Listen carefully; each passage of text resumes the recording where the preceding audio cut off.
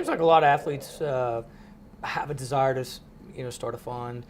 Does the NFL encourage funds? They charities? do and they don't. Huh. They know that running a 501c3 can be very difficult, and that most athletes should not do that unless they have the capabilities of raising 7 figures a year.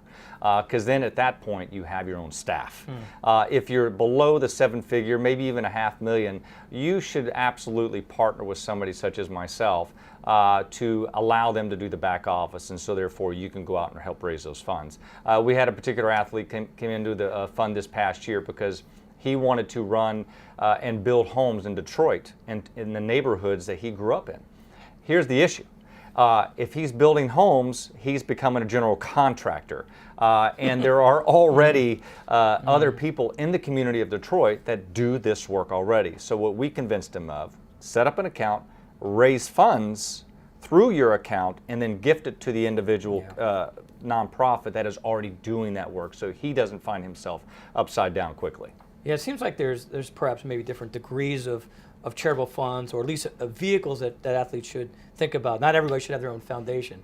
I think athletes and celebrities think very few people should have their own foundation. Right. So would you provide a platform that gives everyone the opportunity to have a foundation? Or very simply, we can set up an account in less than really 24 hours. We allow them to go out and do crowdfunding, because we can set up a PayPal account. We can set up things for them with regard to raffles, as long as the rules are compliant with the IRS, and we understand those rules. You know, what you said is really powerful. You said you can set up an account in 24 hours.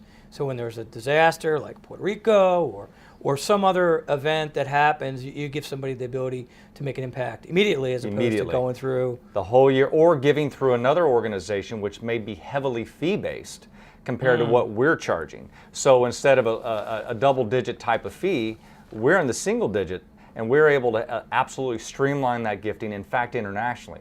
So if it's an international cause that they want to be able to support, we have the ability, look, we will do the vetting to make sure that those dollars are being given properly. Well, in the end, I think people set up charities, to make an impact. You would hope. Want to make an impact as quickly as you can, especially if there's a disaster. Well, what you don't want to happen also is, let's say an athlete goes out and raises $100,000. And he's got some relatives running the organization for him, and only 20% of the funds are being gifted to the cause, and then the other 80% goes to the operating expenses of the business or the nonprofit. You do not want that to happen. So what we do is we come alongside and make sure that doesn't happen, because we won't do that. We will not allow it. And then also, if you're a corporation that is sponsoring an athlete, you know that your dollars are being gifted properly. Well, we all know credibility in the charitable world is paramount, right? Very much. If I think that it's going in line in someone else's pocket, I'm not so apt to donate my hard work. So that's great. That's a good point.